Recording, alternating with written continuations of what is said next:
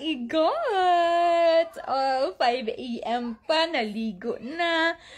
May milagro na naman nangyari. Ganun. Huwag natin kalimutan, bigyang time yung mga natin, yung mga jowa natin, yung mga asawa natin, yung mga kabit natin. Kasi igat, ganun naman talaga. 'Di ba? Fourth yan ng relasyon. Ano yung gagawin niyo? Ha, puro lang kayo work. Tapos hanap ng pera, tapos tunganga, tapos kain, tapos ganito. My goodness, ang boring ng buhay niyo, igat. Nakaka-ewa. Nga naman, dun kayo sa kapitbahay, diba? Pero, yung sinasabi ko, may i-share ka about dito. Kaya yung iba, gusto na sa Pinas lang sila. Yung afam, yung pupunta sa Pinas. Yung anak ko, ang sweet. Gusto niyang, hindi nakadikit. Barilit. Alam niyo naman, pag pupunta sila sa Pinas, hindi, 'di ba? Hindi matagal sila nagsistay.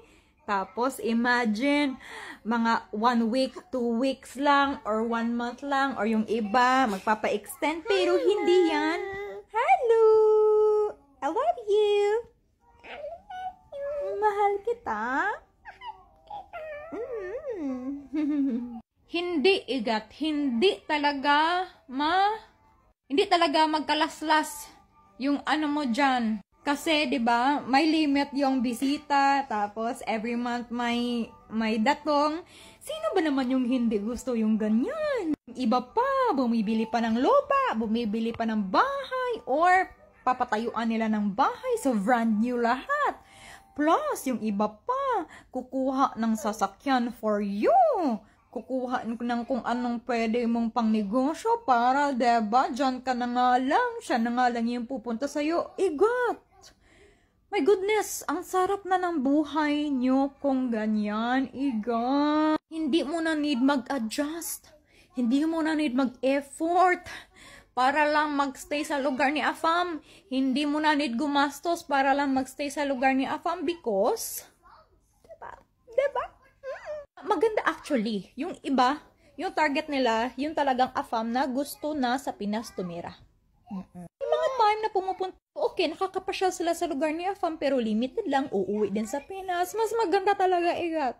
Hindi ka na mag-a-adjust sa familia ni Afam, hindi ka na mag-adjust sa mga friends. No need na magpakitang gilas para piliin ka kasi ikaw na nga yung pinili, diba? Pumunta nga sa Pinas, diba? Doon na nga lang titira, diba? And while, hindi pa siya makastay ng ilang years, hindi pa siya makakuha ng mga churba-chuchu para doon siya sa Pinas tumira, bibisitahin ka lang.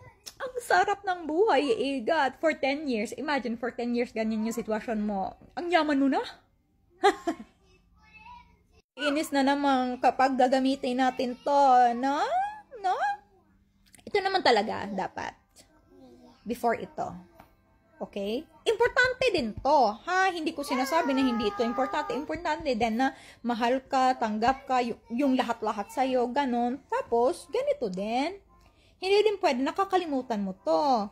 Okay? Hindi din pwedeng ganun. Magpapaka-blind ka na lang because of this. Hindi din. So, if ako kasi, lakwatsera kasi ako.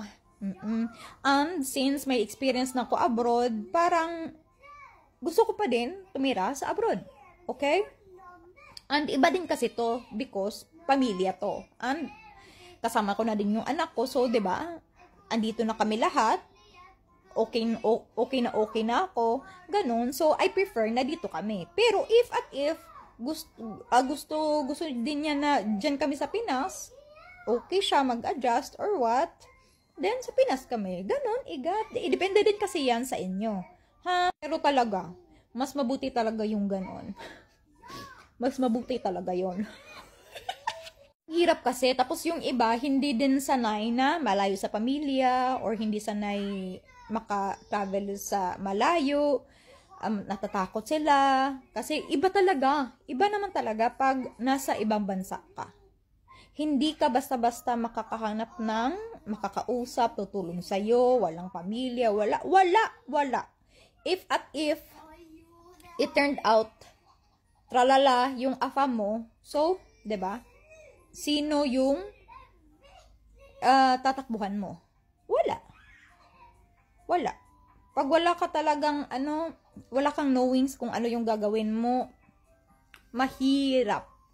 Iba, actually, may mga ganitong sitwasyon na wala na silang idea sa kapamilya nila. Anak nila or kapatid nila kung ano nang nangyari kasi wala nang contact, ganun ba? We really don't know kung ano yung mangyayari sa inyo pag andito kayo. So, if may takot kayo, sa Pinas na lang, search for a guy na gusto magsettle sa Pinas.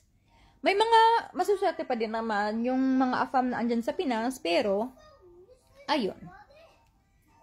Please, wag tong kalimutan. Ganon. Ayun lang. Basta masaya kayo sa buhay nyo, masaya kayo sa love life nyo. That's already well good.